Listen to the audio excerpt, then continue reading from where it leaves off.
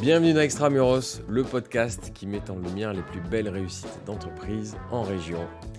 Aujourd'hui, nous sommes à Marcq-en-Barœul, près de Lille, pour un épisode d'Extramuros un peu spécial. Hors-série, enregistré à l'occasion de l'inauguration du nouvel immeuble de Newton Offices dans la métropole européenne de Lille, sur les grands boulevards, au niveau du Croisé-la-Roche. Pour cet épisode, ce n'est pas un, mais 3 entrepreneurs que j'interroge, tous bien ancrés dans le territoire lillois. Mathieu Tarnus, président et cofondateur de Sarbacane, la suite de logiciels marketing. Vous le connaissez, c'est notre premier épisode Extramuros. Julien Chantry, le président de Stella Babyfoot, fabricant historique de babyfoot. Et enfin Thibaut Carlier, cofondateur de Goodays, l'ancien Critizer, la plateforme de gestion des interactions clients. Je suis Guillaume Pellegrin, le président fondateur de Newton Offices. De Marseille à Lille, en passant par Lyon, Bordeaux, j'interroge des dirigeants pour comprendre avec vous les raisons de leur succès extramuros. Dans cet épisode spécial enregistré en live devant 80 personnes, nous allons parler d'engagement. Le thème de cette table ronde en effet était la métropole européenne de Lille, vivier d'entrepreneurs engagés. Nos 3 invités vont nous expliquer ce que l'engagement représente pour eux, ancrage territorial, familial, environnemental, ou encore en termes d'engagement personnel auprès des équipes. J'espère que vous prendrez autant de plaisir à écouter cet épisode que j'en ai pris à l'enregistrer. On a passé vraiment un super moment tous les 4. C'est parti!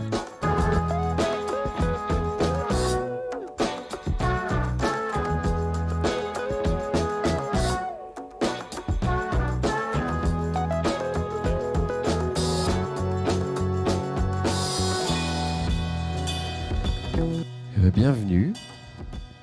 Très content d'être là avec vous. On fait quelque chose d'un peu original aujourd'hui. C'est que, on fait une table ronde, ça jusque-là, vous avez visualisé. Mais aussi, on fait l'inauguration de ce bel immeuble. Je vais y venir. Et on fait un podcast. Vous connaissez très certainement Extramuros, mais au cas où, grosse technique, hop, animation. Il y a un QR code. Ça s'arrête là, les effets spéciaux. Rassurez-vous. On a lancé l'aventure de ce podcast il y a 2 ans avec Jules, l'équipe Newton, en partant en fait de la raison d'être de Newton.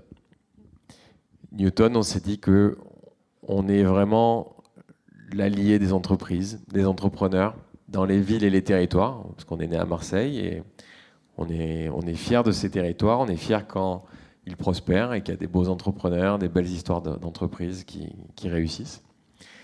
Et Newton, c'est quand même ça, c'est d'avoir des immeubles dans les villes de région, dans les grandes métropoles régionales, pour que ces entreprises fassent juste leur job et que nous, on s'occupe du reste de l'immobilier. Donc ici, vous avez aujourd'hui un super exemple.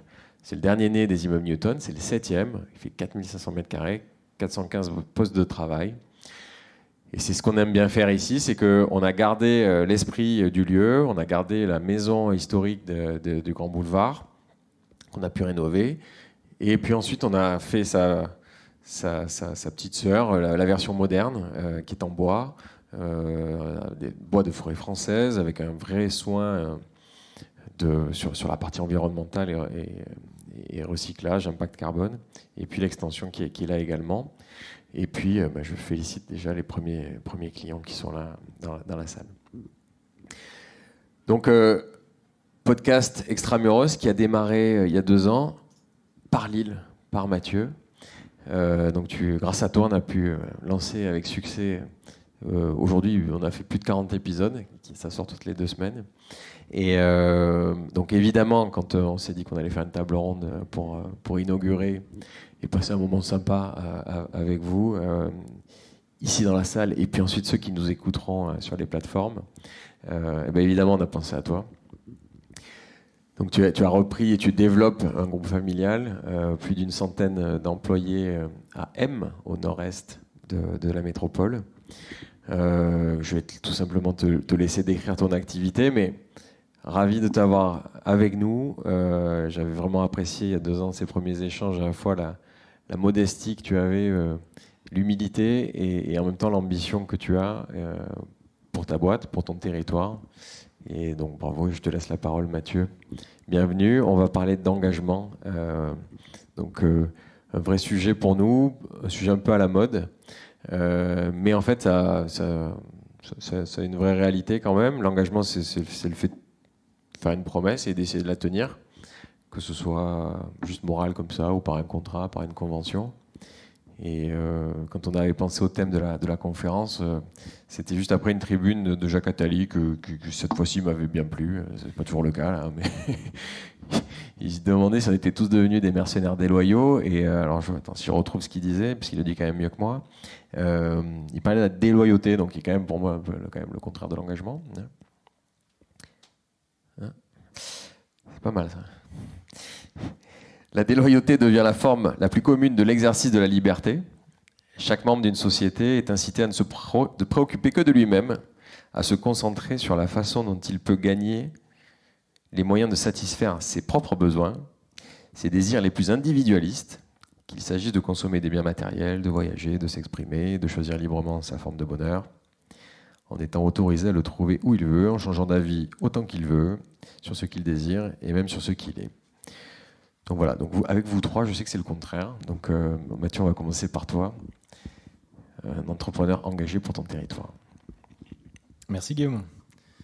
Déjà me présenter, effectivement l'aventure à l'origine Sarbacane, c'est une aventure familiale qui a démarré il y a plus de 20 ans. On a démarré ça avec mon père en 2001, déjà à M à l'époque, et on est resté sur la ville de M.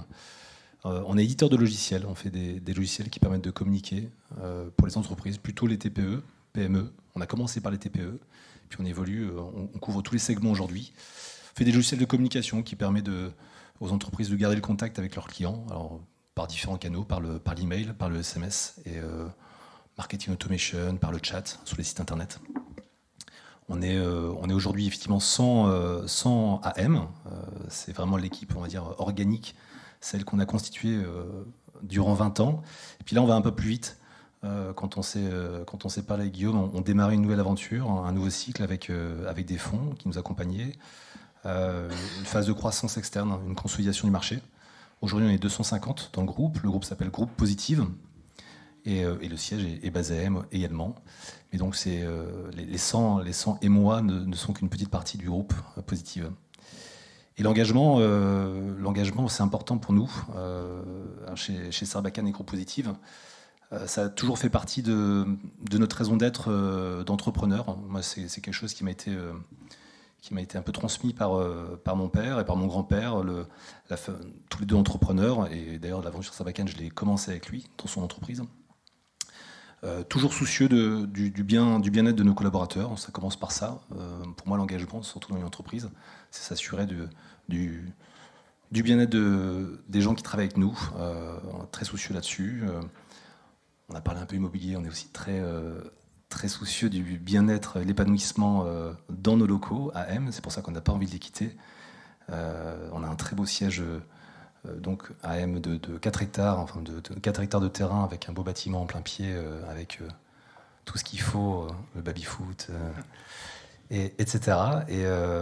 Et bien sûr, l'engagement, ça va encore au-delà. L'engagement auprès de nos clients, auprès de notre communauté, auprès de notre métier aussi. C'est un peu différent de certains autres métiers, puisque nous, on fait du logiciel, c'est de l'immatériel, et donc du coup, on n'est pas forcément confronté aux problématiques carbone, etc., même si un peu avec les serveurs, mais on fait très attention à ça. Et puis l'engagement territorial, nous on est une entreprise nationale, maintenant internationale, plutôt européenne. On est très soucieux quand même de nos origines, très content d'être ici à Lille, à M. On est une entreprise avec des clients, je disais, toute la France au départ et toute l'Europe, mais on est resté à M. Et on n'a pas besoin de rencontrer nos clients, donc on est très attaché à ce territoire. Et on essaie de rendre l'appareil en travaillant sur différentes causes dans le secteur. Voilà. Ça a été trop long. Mais... Ah non, pas trop long, on prend le temps. Hein. On passe un bon moment. On va prendre le temps qu'il faut pour avoir les bonnes infos et savoir comment vous vous engagez sur les divers chantiers que vous avez. Tu me disais du coup qu'on a les talents qu'on mérite. Et donc le fait ça, c'est un truc qu'on a bien retenu avec l'équipe. C'est positif quand je dis ça.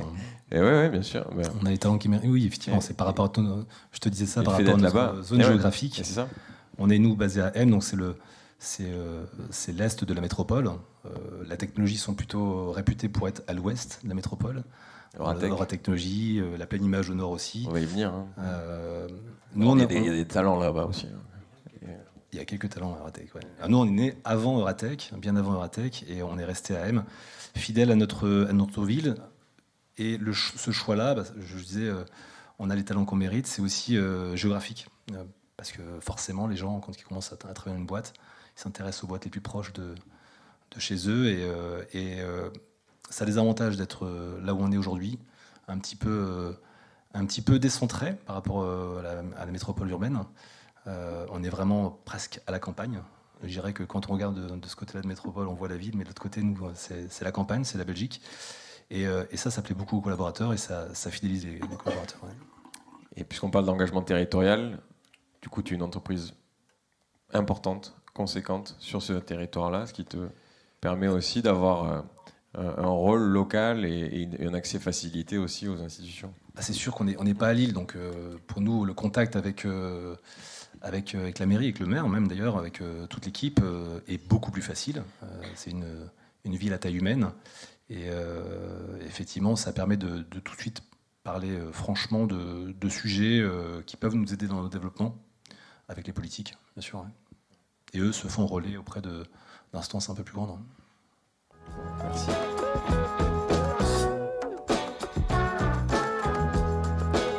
On va continuer avec Julien Chantry. Là, on a parlé d'engagement territorial, mais Julien, je m'étais dit on va parler d'autres types d'engagement. Alors, je m'étais dit on va parler d'engagement physique. parce qu'avec Julien, dans une autre vie, on a joué au foot ensemble, en fait. Donc, c'est un bon gardien de but. Et donc là aussi, évidemment, si je viens chez toi quelque part, ça me fait très plaisir de t'avoir ici. De te retrouver quelques années après, toujours aussi affûté d'ailleurs, bravo, félicitations. J'engagerai donc ceux à plutôt regarder sur YouTube que sur juste avec le podcast uniquement avec la voix. Et plus sérieusement, tu as donc repris, là aussi, tu vas nous expliquer une histoire familiale, mais surtout une histoire centenaire sur ce territoire, avec l'iconique... le très très connu baby-foot Stella. Donc certains disent j'ai toujours joué sur le baby-foot Stella. Moi ce serait mentir que de te dire ça étant né un peu plus au sud. Mais on a quand même des baby-foot Stella chez Newton, je tiens à te le dire. Voilà.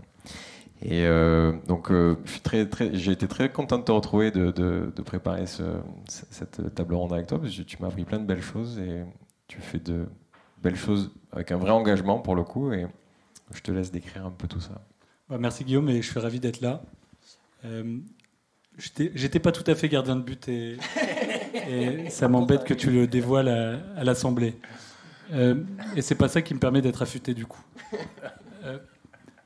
Donc, bon, Stella, vous connaissez peut-être. C'est une marque qui existe depuis 1928. Et qui dit exister depuis 1928, ça oblige, parce qu'il y a tout au long du chemin pas mal de fans qui se sont créés autour de nos baby-foot. Et donc, il faut qu'on serve notre client, il faut qu'on soit à la hauteur finalement de leur imaginaire et de l'attachement qu'ils ont pu avoir avec le produit tout au long de leur histoire parfois. Et donc, de ce fait-là, il faut atteindre le Graal qui est l'engagement en entreprise pour pouvoir satisfaire ce client. Donc ça, c'est le premier point, c'est quelque chose qui est fondamental chez Stella, c'est vraiment réussir à aligner l'ensemble des collaborateurs vers la satisfaction du besoin de ce client. Et c'est d'autant plus difficile que, on est une marque de 1928, mais la moyenne d'âge chez nous, c'est 26 ans. C'est des gens qui sont très jeunes, qui arrivent chez nous, généralement, ils ont 17-18 ans. Et finalement, l'engagement chez nous, c'est quoi ? C'est finalement de la formation. C'est permettre à des jeunes qui sont issus de filières dans la menuiserie, dans l'agencement, on appelle les menuisiers fabricants. Et c'est des personnes qu'on va faire venir généralement en contrat d'apprentissage. Donc on en fait venir à peu près 4 par an. et on va les former donc au métier de la menuiserie. Donc, chez nous, il y a à la fois de la menuiserie, il y a de la peinture et il y a aussi de l'assemblage. Et donc, on va les former. Et puis, ceux qui seront bons, on va les embaucher, puis on va continuer à les former. Et pour atteindre ce Graal qui est l'engagement en entreprise, c'est leur proposer un projet à la fois d'entreprise et un projet personnel. Et chez nous, tout est tourné autour du progrès. Alors, on a de la chance. Pourquoi ? Parce qu'on est une entreprise qui évolue bien, avec des produits concrets, et on a des personnes jeunes. Donc, la valeur du progrès, c'est quelque chose qui parle.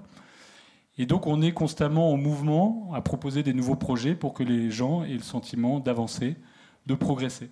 Et ça, c'est une valeur cardinale qu'on a instaurée chez nous et qui fait que les collaborateurs, aujourd'hui, se sentent bien et qu'on a un turnover relativement faible. Donc ça, je dirais, chez Stella, c'est ça notre engagement pour atteindre l'engagement des collaborateurs. Ensuite, donc là, je vais sortir un peu du cadre de Stella. Donc, l'engagement dans les territoires, c'est que dans notre développement, on a aussi une stratégie de croissance externe qu'on a lancée l'année dernière. Et cette croissance externe, on a l'ambition de la faire avec du sens. Et pour ce faire, on a identifié un certain nombre de cibles et on a fait l'acquisition l'année dernière d'une société qui s'appelle LMG Bois, qui travaille aussi dans le mobilier. Alors, chez Stella, on est dans le mobilier ludique. Là, on est plutôt dans le mobilier d'agencement. Et cette entreprise, c'est une entreprise adaptée. C'est une entreprise qui fait travailler des travailleurs handicapés, donc à Comines, donc à peu près 20 minutes d'ici. Et pour ceux qui ne seraient pas au courant, entreprise adaptée, ça veut dire que... on a le statut d'entreprise adaptée, pour simplifier, à partir du moment où on a 55% de nos effectifs qui ont une reconnaissance de travailleurs handicapés. Et de ce fait-là, en faisant l'acquisition de cette entreprise, qui fait sens par rapport à Stella, parce que ça nous a permis d'augmenter nos capacités de production, on a fait de la croissance avec du sens et on est rentré un peu dans une logique d'inclusion. On a donné la possibilité à des personnes qui n'ont pas forcément accès, en tout cas les premières places sur le marché du travail, à un métier. Et le fait de relancer une dynamique dans cette entreprise, de la remettre sur les chemins de la croissance, ça nous a permis depuis l'année dernière de recruter 5 personnes. Et j'espère qu'on va pouvoir continuer comme ça, en sachant que nous, on est un petit poussé, hein, on est 25 personnes chez Stella et une quinzaine chez LMG Bois. Un vrai engagement environnemental aussi. Alors, des produits vraiment faits pour durer. Ouais, c'est vrai que j'aurais pu commencer par là. Donc, le baby-foot, en tout cas le baby-foot Stella, c'est l'antithèse de l'obsolescence programmée. C'est un produit qu'on va garder toute sa vie. Et donc, nous, on n'a pas peur de dire que votre caisse, en tout cas la caisse de votre baby-foot, va être garantie 50 ans. 2 générations, on dit. Et donc, de ce fait-là, comme on est très étroitement lié à la matière, on se dit, quand on produit quelque chose, est-ce que c'est vraiment pour le mieux ? Est-ce qu'on utilise bien les ressources, etc. Mais on se dit quand même que ce baby-foot, il va procurer du plaisir, il va permettre aux gens de partager un bon moment, de partager des émotions vraies. Et celui-ci va rester, donc il pourra même être transmis de père en fils. Donc on se dit que cet engagement, il est plutôt bien rempli. En plus de permettre aux gens de sortir un peu de leurs écrans comme monsieur, et puis de partager un bon moment entre amis. Parler d'engagement physique, c'est vrai que tu savais tacler aussi. Hein.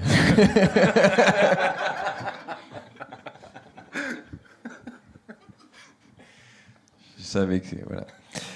Merci, Julien.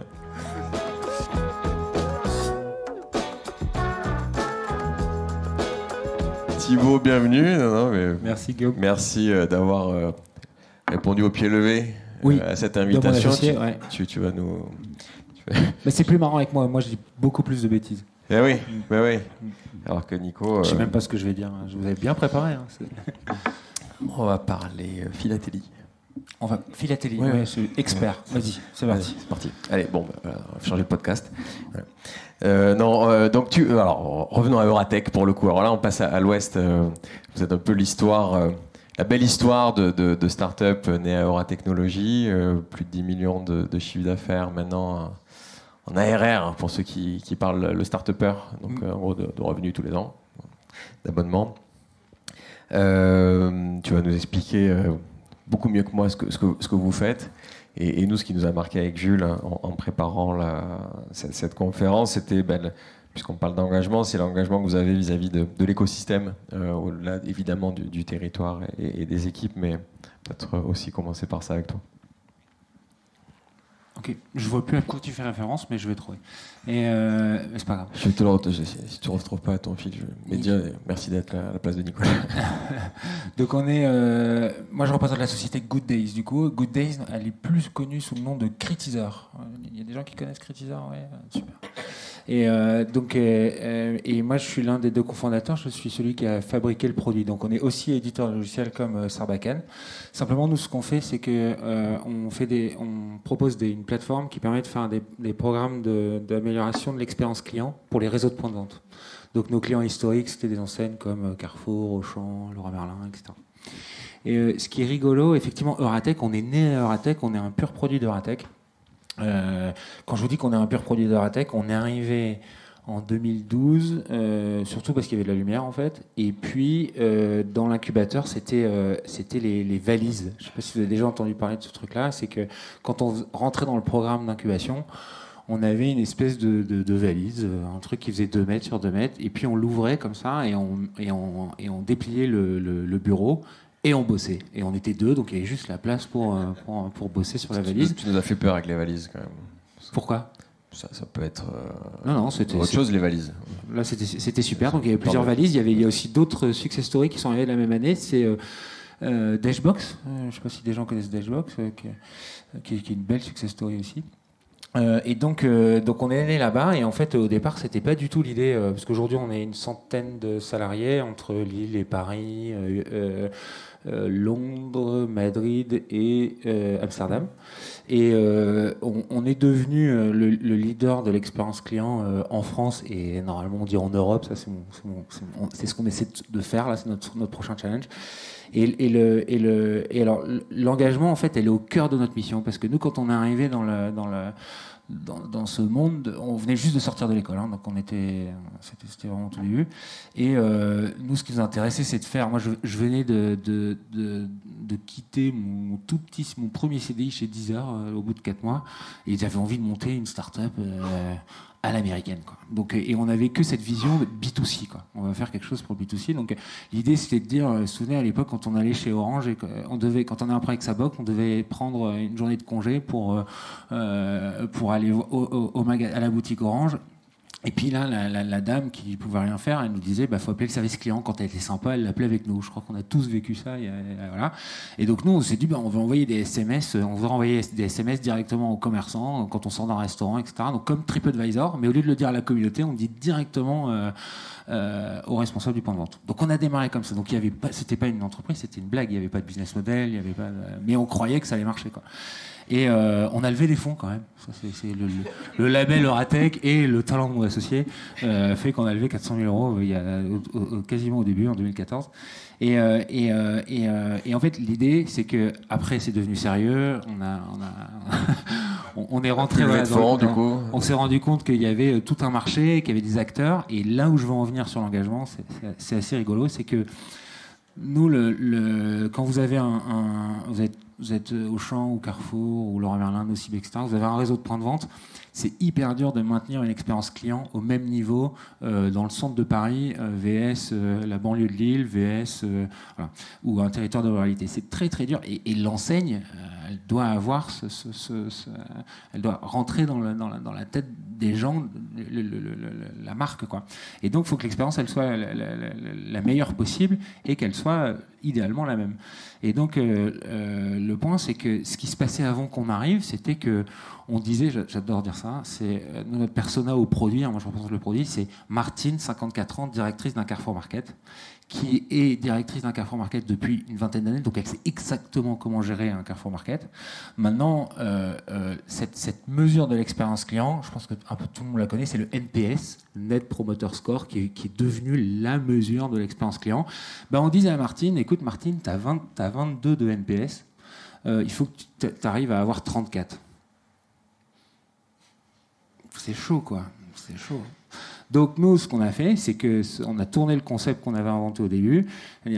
On envoie des questions à satisfaction. Donc là, on remplit, l'accueil était bon, le NPS, etc., les différents critères. On envoie ça au siège, mais surtout, on propose au client de pouvoir remonter son problème, ou sa question, ou sa suggestion, ou son compliment directement au responsable du point de vente. Et l'idée, c'est que le responsable du point de vente puisse répondre. Okay.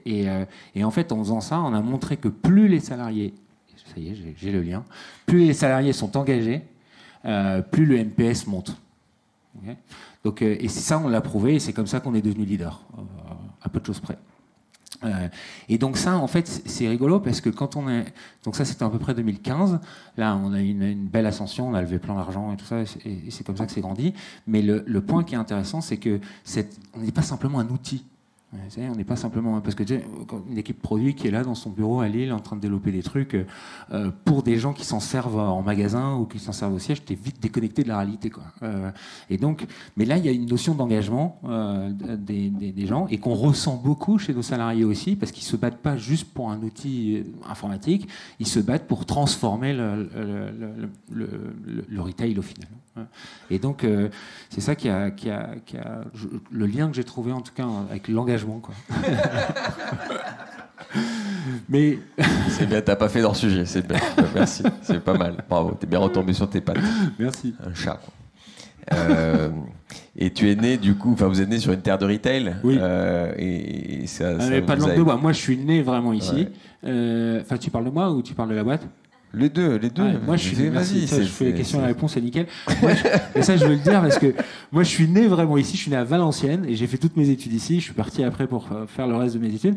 Et c'est mon associé qui m'a ramené ici, qui dit lui, c'est un secret, il dit qu'il est né ici, mais en fait, à 3 mois, il est parti à Toulouse. Et là, maintenant, il habite à Toulouse, quoi. Donc, ça, c'est la petite précision. Une Nicolade. Tu veux développer la Nicolade ou pas? Non, c'est bon. bon. Ça marche.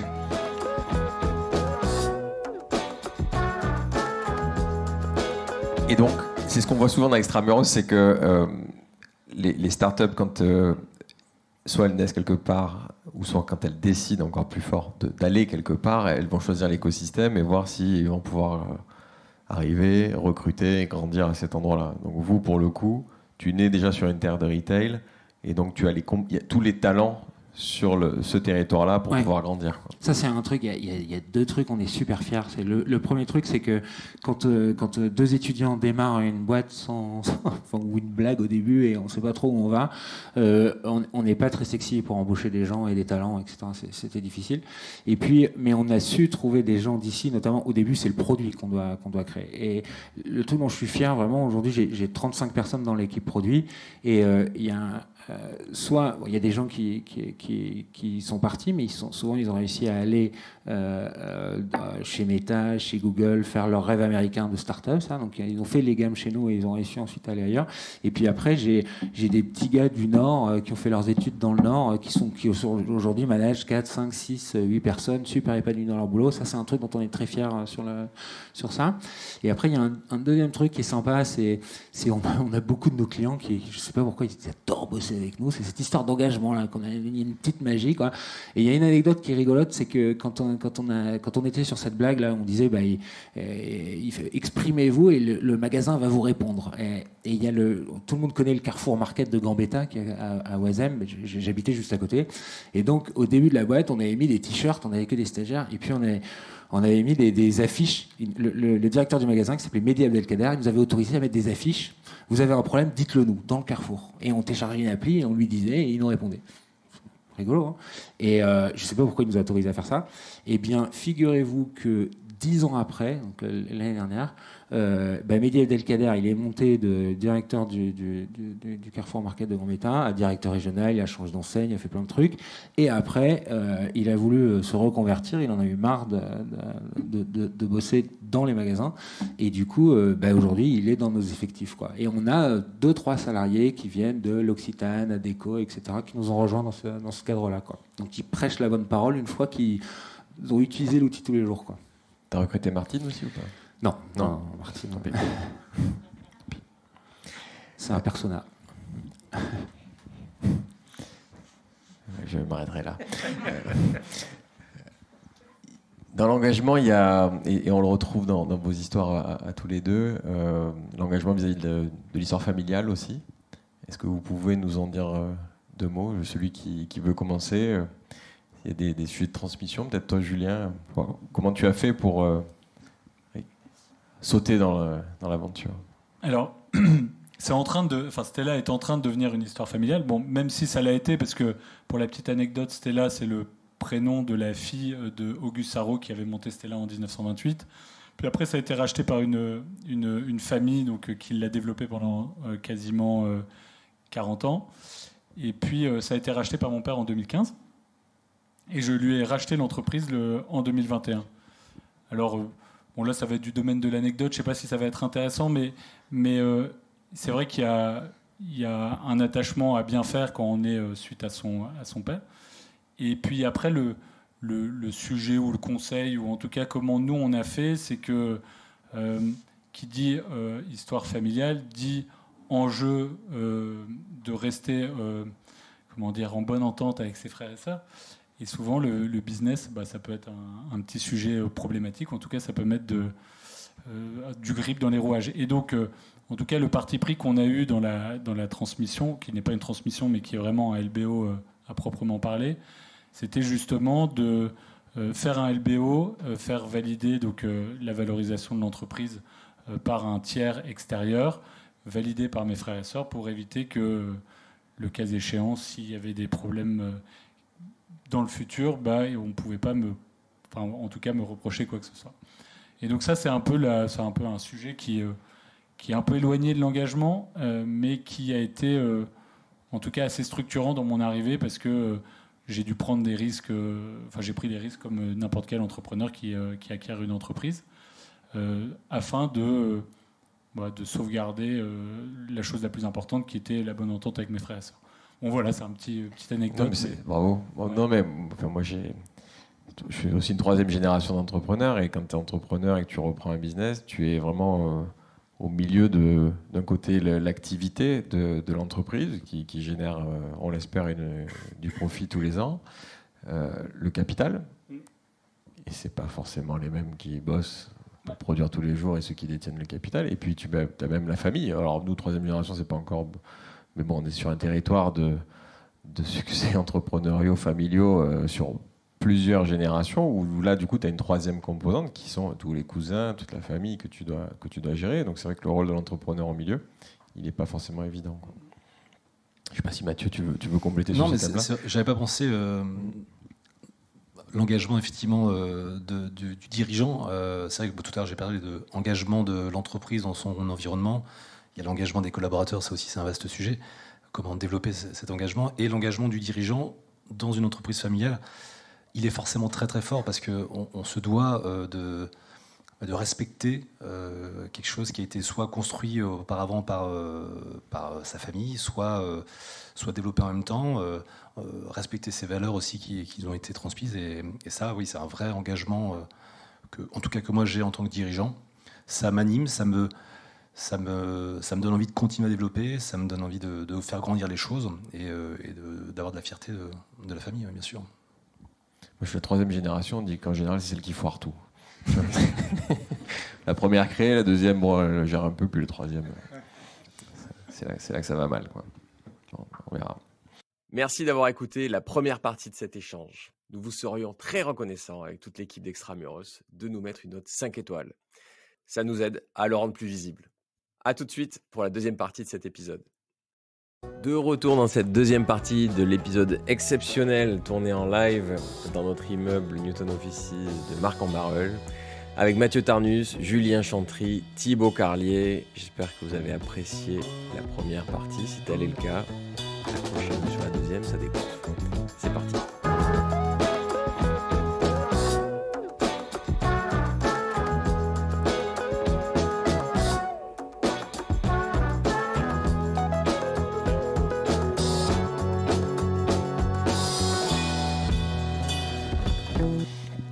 Il y a un point commun à vous trois qui est vraiment fort, qui est l'engagement vis-à-vis de vos collaborateurs. Vous faites des choses super tous les trois.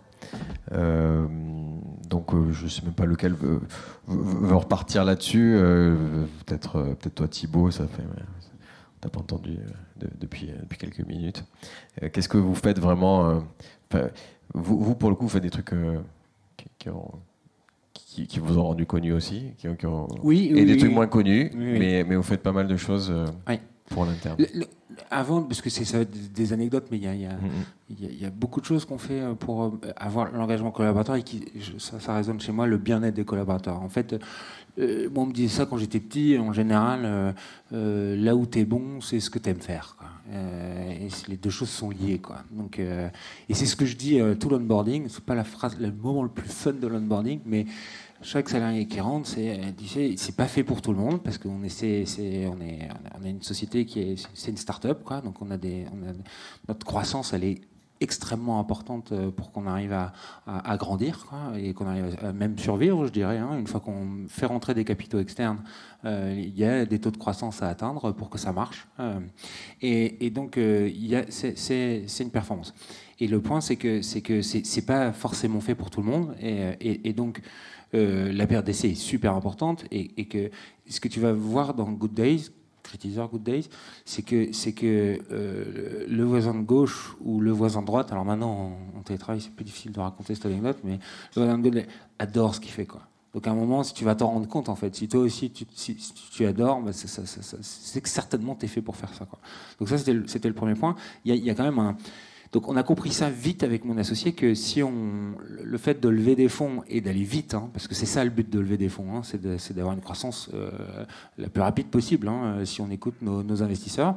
Et ça, on a très vite vu, déjà nous à notre échelle, parce que mon associé a 3 filles, 2, 5, et là il vient juste d'avoir sa 3e petite fille, et moi j'ai 2 ans et 5 ans, donc on fait ça au même moment où on fait nos enfants, c'est une sacrée pression, quoi. Et puis là, les 3 dernières années, c'était pas la fête, c'était le Covid, c'était tout ça.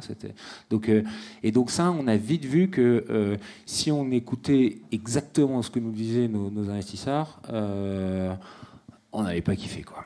Donc on a essayé de trouver le bon équilibre. Donc on a embauché les bonnes personnes, notamment sur le département HR. Qui nous a Xavier, qui a 60 balais, qui a commencé à l'ère de Canal+ quand il y avait José Garcia en RH, quoi. Donc faut voir le mec, quoi. Tu vois, il est super intéressant. Et prochaine fois, invite-le, il a des anecdotes de folie. Et donc il y a quelques points qui montrent des choses qu'on tente. Il y a une anecdote. J'ai le droit d'en faire une et demie. Nickel. Il y a une anecdote, super. Une anecdote que je trouve vraiment cool, c'est on est allé une fois par Euratech, on est allé faire une formation à San Francisco, un truc dans Chic. La super école là, Stanford, voilà. Et en fait, à un moment, on s'est retrouvé avec le founder de Zendesk. Donc Zendesk, 10 000 salariés, le rêve, quoi. Le truc, il est devenu coté au Nasdaq, énorme. Et en fait, ce monsieur, en fait, la conférence qu'il faisait, à un moment, il a parlé en fait, son siège est dans le Tenderloin à San Francisco. Je ne sais pas si vous voyez ce quartier-là, c'est des buildings de folie, c'est vraiment le quartier d'affaires. Mais en fait, il y a un problème historique, ce qui fait que il y a beaucoup de misère, quoi. Donc il y a beaucoup de clochards, il y a beaucoup de drogue, il y a beaucoup de, on n'a pas ça en France. C'est vraiment impressionnant de voir une telle misère à côté d'endroits où il y a des bâtiments de fous, des mecs qui sont en costume et tout, qui s'agitent toute la journée. Et en fait, lui, ce qu'il expliquait, c'est que dans Zendesk, aujourd'hui, ils ont une équipe de 10 personnes, un programme qui manage le programme. C'est un truc assez gigantesque parce qu'ils ont 10 000 salariés, donc ça anime les 10 000 salariés à justement aider ces gens-là. Donc il y a même dans Zendesk, il y a des salles qui sont réservées pour accueillir ce public-là et de les aider à soit trouver où dormir ce soir, soit les aider à faire un CV, soit les aider. Et j'ai trouvé ça trop cool parce que ce qui s'est passé, c'est qu'ils ont monté ça quand ils étaient tout petits, quand ils étaient 10. C'est l'office manager qui a eu l'idée, hop, ils ont monté un petit truc.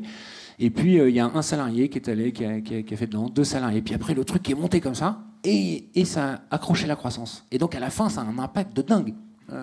finalement sans rien faire, quoi, sans faire grand-chose, quoi. Et donc ça, on essaie de le faire. Et ça, merci Xavier pour ça. Donc il y a des structures en plus maintenant pour le faire. C'est un truc, ça s'appelle Boss pour une assos. Donc là, ce qu'on fait, c'est que les salariés qui veulent le faire choisissent une assos. Enfin, ils donnent soit ils choisissent une assos, soit ils disent dans quoi ils veulent aider. Et puis cette Boss pour une assos trouve l'assos, monte un contrat de partenariat entre l'entreprise et l'assos. Donc ça peut être par exemple justement aider à faire un CV, ça peut être faire la comptabilité pour un entrepreneur qui est en galère, ça peut être plein de choses. Et ça, aujourd'hui, j'ai eu les chiffres tout à l'heure dans la voiture, 10 salariés qui se sont engagés là-dedans l'année dernière, cette année 15, donc ça monte, quoi. C'est pas encore comme Zendesk, mais c'est ce genre de mécanique-là qu'on aime bien. Nous aussi, chez Newton, on fait du mécénat de compétences. Et donc, là, par exemple, Dorian, qui est là, a aidé une asso à signer un bail, pas chez Newton. Voilà. Et je t'ai dit dans la prep, 2 jours par mois, c'est 1 jour par mois. Ah, c'est quand même pas mal, quoi. C'est un jour par mois où le salarié peut aller travailler dans ce cadre-là, quoi. Et en effet, nous, on utilise une autre plateforme. On vient de changer, c'était Coeo, c'est une nouvelle. Et pareil, tu peux aller online et choisir l'asso en fonction de là où tu habites et là où tu peux bosser. Et tu m'avais dit 2 anecdotes, je l'ai fait super vite celle-là, et c'est celle que tu m'as branché dessus. On est vachement connus pour ça. On s'attendait pas du tout. C'est mon associé, il a 2 sœurs. Repas du dimanche. Là, ils ont parlé d'un problème assez méconnu, l'endométriose. J'ai appris, donc c'est le fait d'avoir des règles douloureuses, et avec sa famille. Et puis, et là, il est revenu le lundi en disant, faut qu'on fasse un truc là-dessus. Je dis, t'es sympa, mais on a d'autres problèmes, quoi. Tu vois.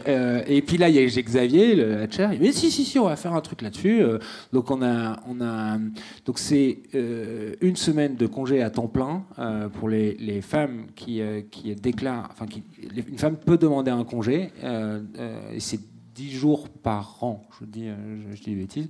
Soit pour endométriose, soit pour fausse couche. Donc c'est rigolo, dans le logiciel de HR, il y a les raisons du congé, on peut mettre ça, c'est confidentiel entre le manager et la femme. Et en fait, le truc de folie, c'est que ça a été repris par les médias. On a fait un RP comme ça, ça a été repris par les médias. Et puis avec Xavier, il est sur BFM, sur les Échos depuis 1 an et demi. On est la première boîte à avoir fait ça, c'est quand même dingue. En France, c'est la première. La deuxième, on est super fiers, c'est L'Oréal. Quand même, la classe. Donc on a montré l'exemple à L'Oréal. Mais voilà, j'aime bien, moi, les petites idées comme ça qui peuvent devenir grandes, et ça en fait partie. Bravo. Ah, c'est mon associé, hein, et sa sœur aussi, je pense. Sa sœur, les repas du dimanche, c'est... On a perdu Julien. Ouais.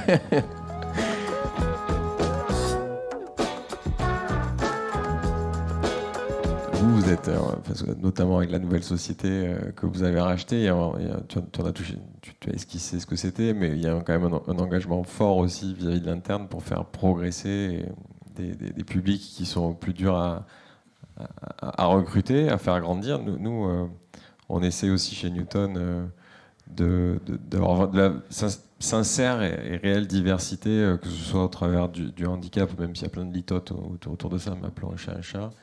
Ou même on a signé une charte autour des réfugiés légaux qui arrivent avec des papiers en France, et qu'on a signé la charte Singa. Et même quand tu as cette volonté de faire par la direction, c'est pas évident de recruter et d'y arriver. Nous on peut en témoigner chez Newton, parce que quand tu as un poste qui se libère et que tu as besoin de remplacer, la temporalité que toi tu as et que tu peux avoir en recrutant via les plateformes. Alors nous, comme beaucoup, c'est Welcome to the Jungle ou autre, mais donc tu sais que tu as un besoin, tu as un peu attendu le dernier moment pour recruter, ou alors tu n'avais pas prévu de recruter. Et donc c'est pour demain. Tu as ce canal-là qui est quand même assez efficace. Et à l'inverse, quand tu passes par ces plateformes-là, alors que tu as la réelle volonté de le faire, c'est quand même plus long, et c'est pas les mêmes canaux, et c'est pas les mêmes timings. Et donc il faut arriver à tenir et à le faire. Donc nous on veut le faire, on a un peu de mal, très honnêtement, même si on y arrive, et on a sensibilisé toutes les équipes du coup au thème de la fragilité quelque part en entreprise. Mais vous êtes, je vois, un grand supérieur du coup.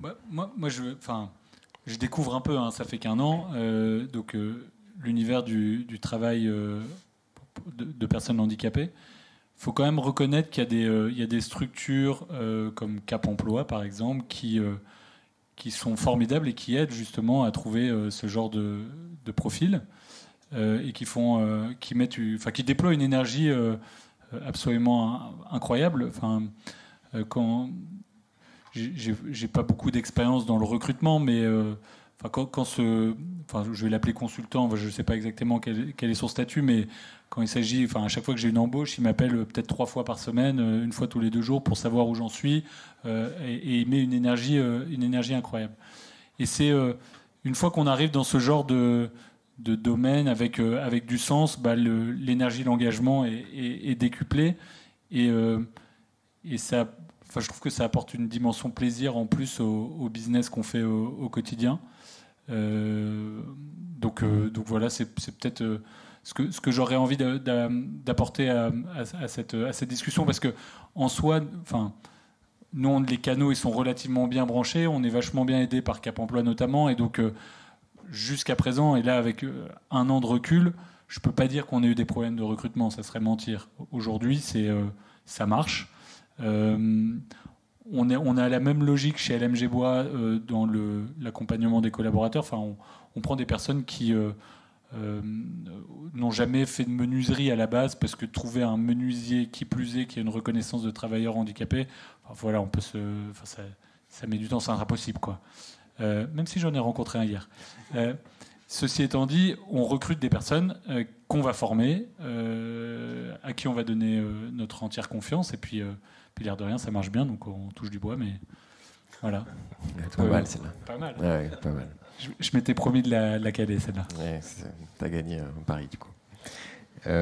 Mathieu, toi, ça passe notamment par votre campus. Là aussi, vous avez été assez innovant sur les installations que vous avez proposées très vite à vos salariés. Je sais que tu avais notamment ouvert une crèche. On a ouvert une crèche il y a 10 ans. C'est ce qui est pas banal, par exemple. On a ouvert une crèche il y a 10 ans quand on était une 50aine de collaborateurs, avec une problématique simple qui a commencé par la mienne. Celle de devenir père. On l'a pas fait uniquement parce que j'avais mon premier fils. On était seul dans la crèche. Mais on s'est rendu compte, j'ai pris conscience déjà de cette problématique qu'ont les parents et qu'ont les collaborateurs, du coup. Et en partageant avec d'autres dans l'entreprise, on s'est rendu compte que ça pouvait être une bonne idée de monter une crèche. Donc il y a des dispositifs pour cela. Mais c'était assez atypique dans une entreprise petite comme la nôtre de mettre en place une micro-crèche de 10 berceaux. Pareil, on a profité pour faire un peu de RP, ça marche toujours, on s'en sert. Mais c'est un vrai outil d'engagement des collaborateurs. Les collaborateurs en parlent. Ça marche aussi au recrutement. Notre DRH en parle, et très souvent, on a des personnes qui rentrent, femmes comme hommes, avec un projet et qui sont très contents de venir chez Sarbacane, parce qu'ils se disent qu'au moins ce sujet-là, il sera réglé. Ils ne viennent pas que pour ça, bien sûr, mais c'est une problématique en moins. Et oui, ça fait partie de tout ce qu'on essaie de mettre en place pour que le collaborateur se sente bien et s'épanouisse dans son travail et s'engage dans son travail. Nous, on a un métier, alors je pense que c'est la même problématique pour tous les métiers. On a très souvent, nous, les éditeurs de logiciels, on le dit, parce que les ingénieurs, c'est très compliqué à trouver, c'est pénurique. Et donc on essaie de faire en sorte, mais c'est sans doute pareil chez les menuisiers, et je sais que tous les métiers de l'artisanat ont beaucoup de mal à recruter, mais pour faire en sorte que les collaborateurs restent dans l'entreprise, soient fidèles, on essaie d'être toujours ingénieux, innovant à notre échelle, pas dans notre produit, mais aussi dans tout ce qu'on peut mettre en place pour que ces collaborateurs se sentent bien. Oui, on les paye beaucoup aussi. On les paye bien. Ouais. Bon, on ne va pas te dire le contraire. Chez Newton, du coup, on est convaincu que l'environnement de travail va permettre justement de recruter, renforcer la marque employeur, fidéliser. Et même quand nous, on est hyper exigeants sur les aspects RSE, ça permet aussi aux entreprises qui viennent chez nous, par là même, du coup, d'arriver dans un immeuble qui a été bien conçu, le plus respectueux possible de l'environnement, et au quotidien de proposer du mécénat de compétences aussi à nos clients, de proposer plein d'activités, que ce soit sur les émissions carbone, où on leur demande de jouer avec nous sur la baisse des consos, parce que si la facture augmente, c'est pour nous opérateurs et c'est pas pour eux. Donc pour le coup, on joue vraiment collectif sur ce sujet-là. Évidemment, la biodiversité, et puis là, d'ailleurs, on est dans un bel écrin qui montre bien que on prend soin de l'environnement. Voilà.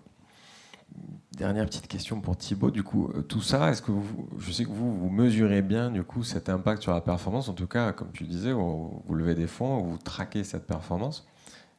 Comment ça se passe chez vous du coup sur ce point-là? Et nous, on a eu plusieurs phases, mais quand on a monté la boîte, la première phase, ça a été il fallait monter le produit. Donc c'est ce que je racontais au tout début. On a trouvé des gens d'ici pour monter le produit. Et on a trouvé aussi des clients d'ici pour l'améliorer, quoi. Et ensuite, très vite, on a eu une problématique de compétences, parce qu'il n'y avait pas beaucoup de start-up en SaaS, qui est quelque chose d'assez spécifique, voire une logique spécifique. Il n'y en avait pas beaucoup dans la région lilloise. Là, je parle de 2014-2015. Donc on a dû ouvrir des bureaux à Paris, notamment pour recruter des commerciaux. Il y avait moins cette compétence-là ici. Mais ensuite, il y a eu le Covid. Donc ça, tu peux me répéter ta question ? La mesure de la perf. Voilà. Un peu de chiffres, quoi. Un peu de... Et donc, le point, c'est que quand je vous disais tout à l'heure que quand on a levé des fonds, on a senti que la performance, finalement, la performance, elle est à double tranchant. On peut écraser des gens avec la performance, à aller vite. Donc ça, on l'a vu vite. Et donc, on prévient que notre système, c'est la performance, et les métriques, elles sont partagées. On est extrême transparence. Tout le monde connaît, dans la boîte le revenu. Tout le monde connaît nos coûts même. Tout le monde connaît notre croissance. Chaque quarter, chaque trimestre, pardon, tout est publié et tout est transparent au final, même quasiment tout. Et le point, c'est que on laisse une autonomie énorme à nos salariés, et on le faisait déjà avant. Par contre, sur la perf, on a mis en place un système de perf qui est assez intransigeant, quoi. Donc il y a des perf reviews tous les 6 mois qui sont faits organisés par les HR, gérés par les managers, et ça, donc chez nous, l'autonomie est énorme, mais la perf c'est vachement exigeant. Et le point, c'est que quand est arrivé le Covid, tout d'un coup, en fait, on a eu toutes les équipes en remote, quoi. Donc pendant le Covid, et puis après, quand on est revenu, on a mis en place une politique de flex office. Cette confiance qui était là avec les salariés, qui était déjà là avant le Covid, qui s'est même renforcée, je dirais, pendant le Covid, où tout le monde a voulu sauver la boîte, parce que nous, on avait la moitié on n'a pas profité du Covid comme Sarbacane, je pense. Non, vous n'avez pas eu un effet. On a profité, mais on n'a pas non plus. Ok, d'accord. Non, mais t'avais un peu de sorte de boîte, quoi. Il y a des gens qui ont dû communiquer un peu plus que d'habitude pour expliquer ce qui se passait dans l'entreprise. Ouais. Nous, la mesure de la satisfaction, c'était pas, c'était dans les magasins, c'était pas vraiment le sujet, quoi. Tu vois. Donc on a un peu flippé à ce moment-là. Et là, on a eu, heureusement qu'on avait cet engagement des salariés. Puis après, quand on a vu que ça marchait, moi, j'étais pas très télétravail. Mais quand on a vu que ça fonctionnait, on a mis en place cette politique de flex office là, qui est assez avant-gardiste, je dirais. C'est ce que dit toujours Xavier. C'est que nous, aujourd'hui, les salariés, ils sont là, ils doivent avoir 8 jours de présence par mois. 8 jours de présence par mois. Et puis, s'ils habitent, parce qu'on a embauché après, pendant le Covid, du coup, on a embauché des gens un peu partout en France. On ne s'est pas restreint que dans la région ou à côté des bureaux, s'ils habitent à 40 km, à plus de 40 km du bureau, là c'est 2 jours par mois. Donc au final, et on a des temps forts, là on revient de 4 jours à Noirmoutier où on ne travaille pas, on passe du temps ensemble, et ça c'est quelque chose qu'on avait déjà avant le Covid. Donc on s'était déjà enlevé cette idée de toujours être derrière, il y a cette autonomie est très forte. Donc en fait, quand maintenant on en a besoin parce que les gens se voient beaucoup moins que quand on était tous en présentiel, et bien du coup aujourd'hui aucun problème, ça pose de problème à personne d'aller 4 jours sans travailler, mais en créant des souvenirs ensemble, quoi. Et ça c'est un truc qu'on a bien réussi, quoi.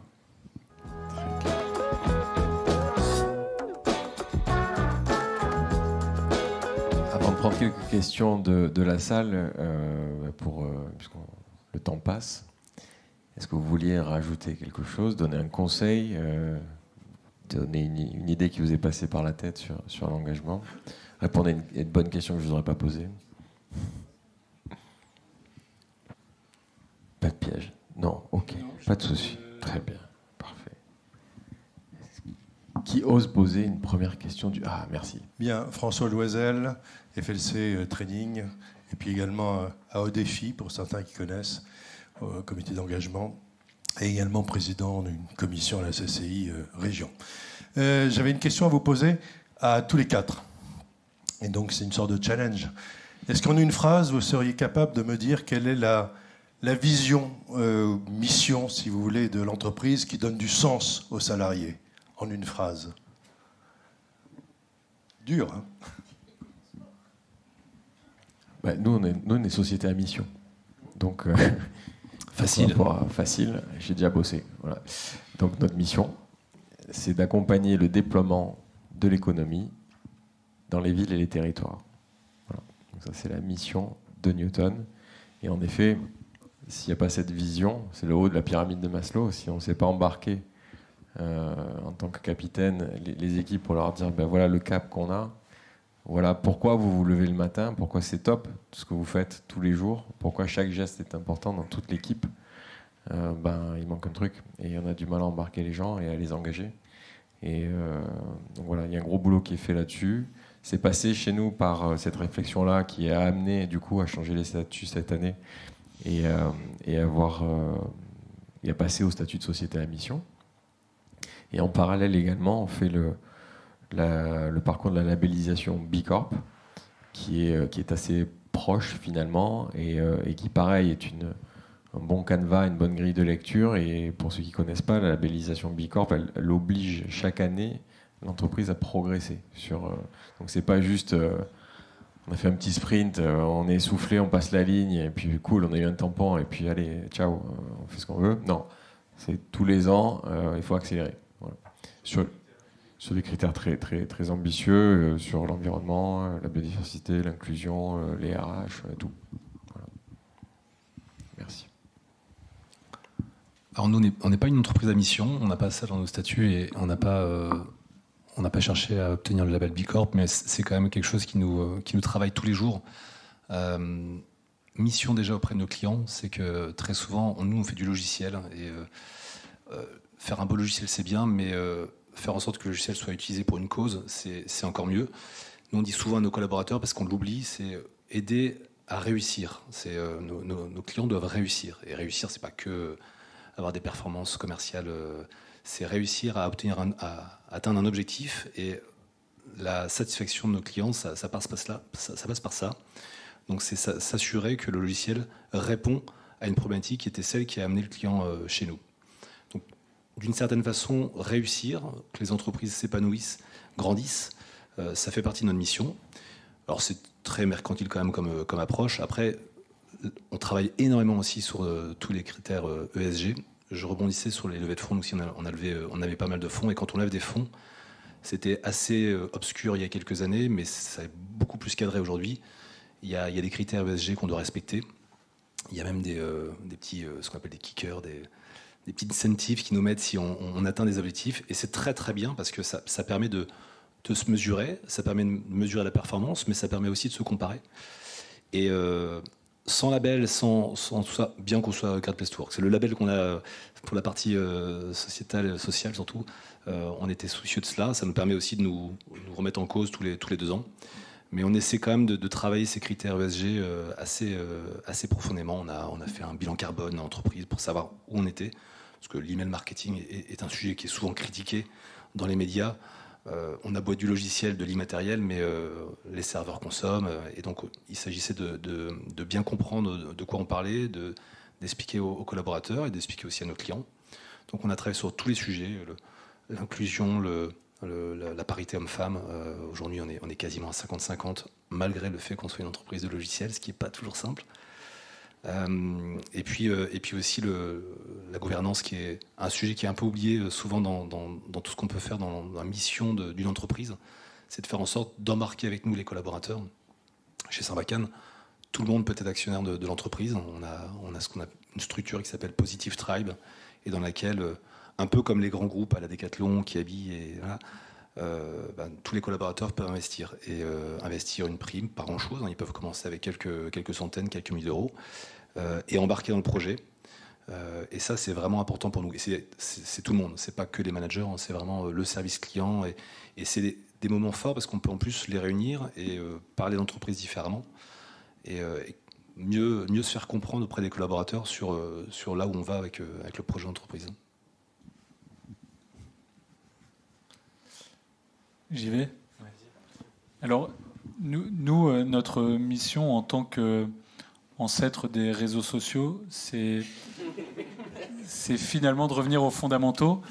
Et donc, notre mission, en quelques mots, c'est permettre au plus grand nombre de partager des émotions vraies. Et je faisais une mauvaise blague sur le téléphone, mais le baby-foot, c'est quelque chose qui rassemble. C'est quelque chose qui permet de vivre un vrai moment. Et de le vivre, non pas seul, mais avec quelqu'un qu'on aime ou qu'on va apprendre à détester parce qu'il nous aura battus. Mais en tout cas, c'est des vraies relations. Et ça, c'est notre mission d'entreprise. Et à partir du moment où on installe ça dans la promesse client, ça doit se traduire aussi bien dans le service client, dans la manière avec laquelle on va accueillir les clients, dans la manière avec laquelle on va collaborer avec notre collègue. Et donc c'est profondément ancré, et je pense qu'elle a du sens, parce que tout va toujours plus vite. On est tous sur le chat GPT, où on est tous derrière notre écran, et revenir avec quelque chose, un bel objet qui procure de l'émotion tant par le design que par le jeu, je trouve qu'elle est sympa comme mission. Eh ben, à toi, merci. Non, nous, c'est hyper simple. C'est hyper simple. On veut améliorer le commerce pour tout le monde. Donc, à la fois les clients, évidemment, mais aussi les équipiers terrain. Ceux-là, ils sont souvent oubliés, les équipiers terrain, et le siège, évidemment. Donc, c'est ça notre mission. Elle est connue normalement de tous nos salariés.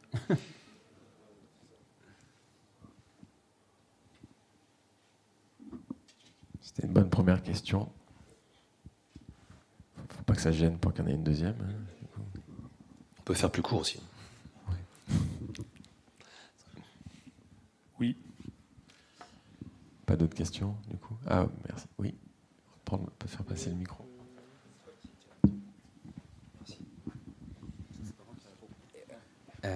Donc, Kevin Marez, cofondateur de l'agence créative Banana. Avec mon frère, on a créé donc une agence créative il y a 5 ans. Et justement, là, on a fait le bilan et je vous entendais parler de levée de fonds. Alors, c'est quelque chose qui, aujourd'hui, de par une mésaventure au début de la création de l'entreprise, on s'est désassocié avec un associé qui était un ami. Et aujourd'hui, en fait, j'ai comme une forme de réticence ou une peur, en fait, une crainte de finalement être peut-être pieds, poings liés ou de peut-être pas oser, en fait, aller vers cela. Et j'aimerais en fait avoir votre avis, peut-être être rassuré aussi sur ce point qui est peut-être une fausse crainte, parce que derrière, on parlait de résultats. Comment ça se passe en fait justement quand on fait une levée de fonds, quel devient finalement le changement de structure et le rapport qu'on a aussi avec les investisseurs? Ça dépend. Ça dépend des investisseurs, ça dépend de plein de trucs. Comment ? Ça dépend du montant, ouais. Ça dépend des enjeux, ouais. Mais non, en fait, c'est le choix, il se fait. Enfin, nous, ça s'est fait comme ça se fait hyper naturellement. Hein. Souvent, avec mon associé, quand on se dit le chemin parcouru, on est content, mais si on avait su à quel point ça allait être dur, mais on l'aurait jamais fait, mais jamais de la vie, quoi. Maintenant, on est content, ça a marché, mais je crois qu'il y a une boîte en SaaS sur 8000 qui arrive à faire plus de 10 millions d'ARR, quoi, dans le monde. Donc on s'est dit, on a quand même bien déjoué les pronostics. Mais le truc, c'est que le problème, t'es boulanger. t'as une belle boulangerie, ça marche bien. Tu veux en ouvrir une deuxième. Bon, bah, il va te falloir il va falloir vendre beaucoup de baguettes pour pouvoir aller voir le banquier et ouvrir une autre boulangerie. Là, le point, c'est que nous, quand on a inventé le truc, on s'est dit, mais en fait, ce truc-là, il faut que tout le monde l'ait, il faut qu'on le vende à tout le monde, il faut qu'on se soit mondial, il faut qu'on était un peu... voilà. Et là, quand tu regardes comment tu peux faire pour faire ça, il n'y a pas 36 solutions, quoi. Il faut du pognon, quoi. Et donc après... je dis pas qu'on a fait que des bons deals. On a levé 3 fois des fonds. On a levé une fois 400 000 euros avec des acteurs régionaux, Liardet, Finovam. Et après, on a levé 3,5 millions avec des fonds, c'est pas une blague, russes, allemands et français. Et puis après, on a relevé 15 millions en 2019. Donc tu vois, on aime bien quand même le truc. On a relevé 15 millions en 2019 avec un fonds anglais, 83 North, un gros truc, quoi.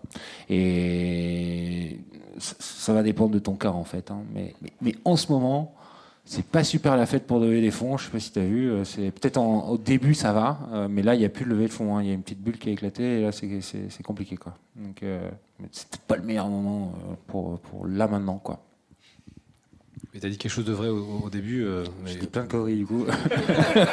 c'est le choix des investisseurs, c'est très très important. Au-delà du montant, du soutien financier, c'est le soutien dans la vision de l'entrepreneur. Et vraiment faire ce travail de filtre quand on cherche. Nous, dans notre situation, c'était très différent parce qu'on parle de levée de fonds à la presse, mais nous, on est une société qui très très vite a été rentable et donc c'est toujours autofinancé dans notre développement. Puis à un moment donné, on a voulu aller un peu plus vite. J'ai voulu aussi, un peu comme Julien, reprendre les parts de mon père, parce qu'on avait créé ça à deux en 2001. Il avait 90%, j'avais 10%. Il m'a bien appris l'entrepreneuriat. Et donc j'ai dû racheter ces 90%. Donc je suis rentré dans cette logique financière de LBO. Et après, on a voulu aller un peu plus vite. C'est à la fois faire des LBO, des OBO, mais aussi financer la croissance externe, de racheter des sociétés. Et là, il faut des moyens. Et il faut surtout un soutien psychologique du dirigeant et aussi décisionnel, parce que racheter des boîtes, c'est pas si simple. Ça peut être vraiment très engageant. On parle d'engagement, encore un engagement sur le marché, c'est une prise de risque. Et là, le choix des actionnaires est très important. Donc bien choisir, pas simplement celui qui met le plus gros montant, mais aussi celui qui va nous apporter des bons conseils dans tous les jours. Moi, je peux pas répondre, mon investisseur est dans la salle. Non, je plaisante. Moi, je suis un ancien fonds d'investissement en plus. Donc, c'est la même logique que vous, c'est-à-dire que moi, j'ai lancé sur fonds propres avec un petit financement de la Caisse d'épargne Provence-Alpes-Côte d'Azur à Marseille de 350 000 euros. Ça a été le financement le plus dur à lever. C'était le premier. Et maintenant, on arrive jusqu'à l'année dernière. Le marché s'est un peu raidi, là, mais on a levé d'autres montants de dette beaucoup plus facilement par la suite. Je dis ça parce que le fait de moi d'avoir été dans un fonds d'investissement fait que j'ai peut-être démystifié aussi ce monde-là, démystifié le logo sur la carte de visite. Et du coup, moi je me suis dit, ok, sur fonds propres, j'ai trouvé quelque chose qui marche. Quel est l'outil dont j'ai besoin ? L'outil, c'était du capital, c'est comme vous. C'est-à-dire que c'était un moyen, c'était pas une fin. Et moi, je suis toujours surpris par la rapidité avec laquelle j'ai l'impression que certaines startups lèvent des fonds et vont vite sur les réseaux sociaux pour dire ouais, on va lever des fonds. C'est pas le bon KPI pour moi, c'est pas le bon indicateur, c'est un moyen. Donc c'est une bonne nouvelle, c'est bien de communiquer quand tu as eu un nouveau partenaire, que tu as fait une levée de fonds, et c'est parfois le signal que ça va plutôt pas mal, mais pas tant que ça. C'est juste le fait que c'est comme vous, tu as fait une blague au début, il y en a qui ont cru. Quoi. On n'a jamais fait une levée de fonds, parce que quand tu lèves des fonds, en fait, parce qu'il faut publier. Hein, si tu publies pas, et si tu fais pas un maximum de bruit, si tu fais pas, regarde comment la boîte elle va bien et tout, tu vois, c'est super, venez bosser pour nous, venez. Tout le monde a le même t-shirt. Mais par contre, ce que je... Comment ? Tout le monde met le même t-shirt, on prend la photo, truc. T'as les codes, c'est les codes de la com. Ouais, mais... viens d'oublier ce que je... Attends, c'était quoi? Désolé. Ah, je suis fatigué. Mais non, il faut... Faut communiquer. Non, on n'a jamais fêté, ouais, merci. Mais ça, c'est hyper... On n'a jamais fêté parce que la montagne que c'est. Mais c'est... Alors là, pour l'engagement, alors nickel avec le thème, c'est que quand tu lèves des fonds, ben, t'as un peu habillé la mariée, hein. Voilà, tu vois, tu t'es un peu endimanché, quoi, tu vois, pour convaincre les investisseurs, etc. Et donc, à un moment, cet argent, il arrive chez toi, mais t'es plus tout seul, quoi. C'est pas, je trouve pas que ce soit très grave. Effectivement, s'associer avec des gens intelligents qui ont les mêmes intérêts que toi et qui ont les mêmes et comprendre aussi comment ils réfléchissent, comment eux vont se faire leur beurre, quoi, sur ta boîte, en fait, hein, c'est ça le truc. Mais on n'a jamais fêté parce qu'il y a une montagne à gravir, quoi. Donc ça fait plutôt peur, en fait, hein. Le jour où tu signes ton pacte d'associés, ton pacte d'actionnaires, tu flippes, en fait, hein. Le lendemain, faut aller faire le plan et aller faire la croissance, quoi. Donc non, il y a deux Non, mais phases. moi je trouve que c'est un peu comme la vision, c'est-à-dire qu'il faut que tu saches quel est ton cap et du coup savoir si le partenaire va t'aider vraiment à aller vers ce cap-là. Donc nous ça a été KKR et c'était une grande fierté après quelques années, mois de lancement tout seul de Tivoli Capital, d'avoir un fonds comme KKR qui nous faisait confiance pour faire du bureau en France. Parce que nous aussi, on avait cette volonté-là qui était de dire cette bonne idée qu'on a à Marseille, on ne veut pas uniquement la limiter à 2200 mètres carrés, mais on veut que, tu vois, aujourd'hui, on a 65 000 mètres carrés sur 11 immeubles en France. Mais parce qu'il y a, au-delà du joli nom, au-delà des sommes d'argent, il y avait en face des gens avec qui tu te dis, je peux partir à la baston pendant quelques années. On sait qu'on va se prendre des vents contraires, on n'a pas prévu le Covid, on n'a pas prévu plein de trucs. Mais je sais que le temps nous a donné raison parce que ça fait 5 ans et tu as un partenaire. Voilà, donc tu sais que qui continue à tirer avec toi dans le bon sens. Mais voilà, à mon avis, c'est ça les facteurs clés de succès. Sinon, si c'est pas ça, tu prends des risques, tu peux te retrouver avec un mauvais... Enfin, d'ailleurs, vous avez une première histoire, du coup, avec au capital, donc ça peut se renouveler. Ouais. Merci beaucoup. Merci pour ces réponses.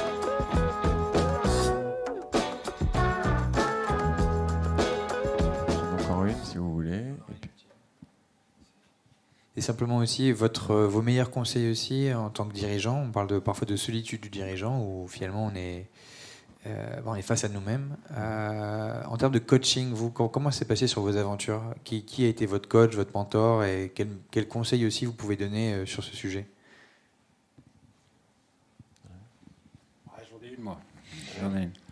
Déjà, ma femme, est au tout début de l'aventure, elle était ingénieure en électronique, elle en a eu marre, elle est venue se former chez nous pour bosser.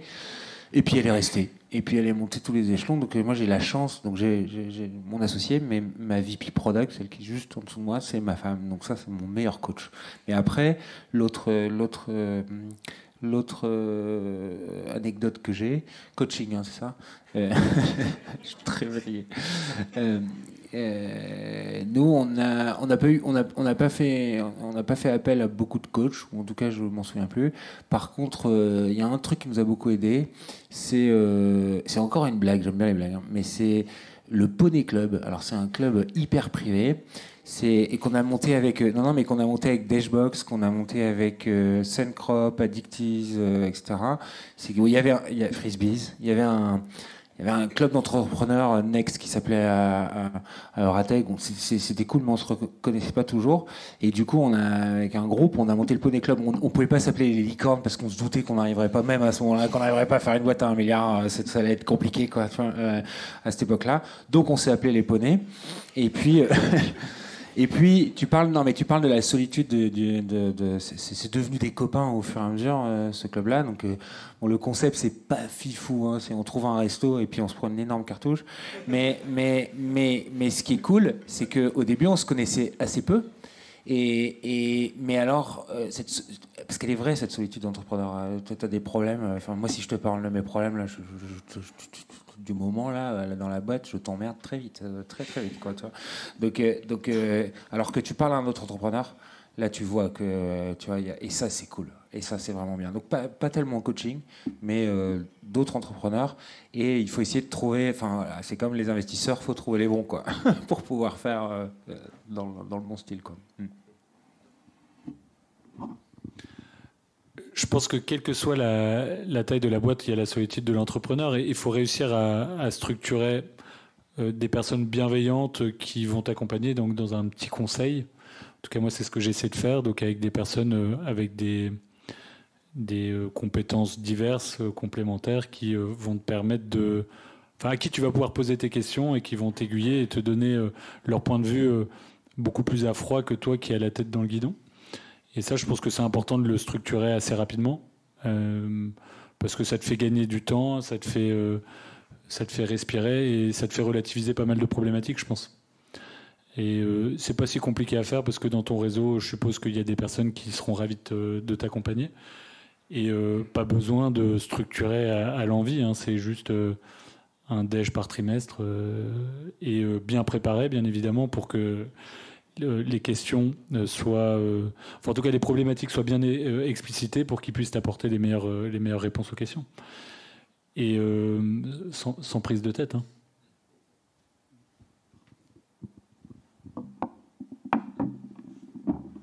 Moi, j'ai pas grand-chose à rajouter.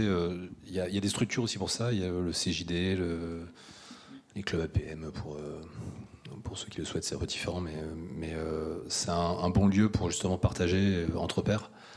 Moi, je n'ai jamais fait coacher, je pense, particulièrement. En mentoring, c'est un peu facile, mais pourtant c'est une réalité. C'était l'expérience de mon père, qui était plutôt en fin de carrière, et moi démarrant, beaucoup d'écoute. Mais c'était marrant aussi de voir l'échange, parce que c'était dans les deux sens. J'étais très ambitieux et lui était plutôt si c'est stable, c'est bien, et on n'a pas besoin de faire beaucoup. Je dis si, il faut faire beaucoup. Donc c'était, je pense, le coach à cette époque-là, ça allait dans les deux sens. Et t'avais que 10%, c'est pour ça aussi. Il fallait que les 10% me permettent de racheter 90. Exactement. Mais non, c'est le soutien familial, le cadre entrepreneurial que j'avais autour de moi. Oui, puis discuter avec des pairs, des amis entrepreneurs, ça fait toujours du bien d'échanger. Puis aussi en interne, les équipes. Quand mon père est mort il y a 10 ans, je me suis retrouvé seul à diriger l'entreprise pendant un moment. Et puis je me suis très vite dit, mais en fait, ces problématiques que j'ai au quotidien, je les partage plus avec mon associé, mais je vais embarquer avec moi d'autres personnes. Il y en a une dans la pièce, les managers de l'entreprise. Donc c'est aussi important de faire entrer des collaborateurs quand c'est possible, pour partager, tout simplement. Pas partager forcément que le capital, mais partager les problématiques. Moi, j'ai pas de solution additionnelle, c'est tout ça. Moi, ça aussi, j'ai jamais eu de coach pour moi, mais j'ai toujours trouvé des réponses dans un club APM, en discutant avec d'autres entrepreneurs, avec mon père, avec mes équipes, mon associé, et ça, voilà, c'est comme ça que j'ai fait. Mais j'étais un peu critique, mais ceux qui font trop appel à des coachs, c'est des gens qui n'arrivent pas à prendre des décisions. Et je préfère faire des erreurs, avancer et prendre des claques de temps en temps. On galère de trouver un bon coach. On a essayé, nous, pour notre management team, de trouver un coach. On a essayé, notre management team, on a essayé de trouver un coach 2 fois, quoi. La première fois pour voir et la deuxième fois pour se dire mais non, on va se démerder tout seul, quoi. Donc, mais bon, on n'a peut-être pas eu le bon. Mais ouais, l'aide en fait elle est partout, hein. Avant tout c'est une histoire d'homme, quoi. Donc je pense que la morale c'est pas avoir de pudeur et exprimer ses problématiques. C'est ce que tu as trouvé dans le Poney Club, peut-être avec quelques bières en plus, mais c'est ça qu'il faut réussir à faire, et après tu le structures ou tu le structures pas. Je pense que ce qu'on partage tous ici, c'est exposer la problématique, pas avoir peur d'en parler, pas garder pour soi, et puis après, c'est toi qui prends la décision. C'est comme à Vegas, le nombre de trucs que tu peux obtenir juste en le demandant, c'est un truc de fou. Et les conseils, c'est... C'était un bon mot de la fin. Merci beaucoup, j'ai passé un super moment, j'espère que vous aussi.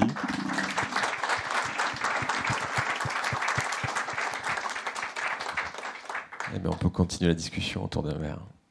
Merci.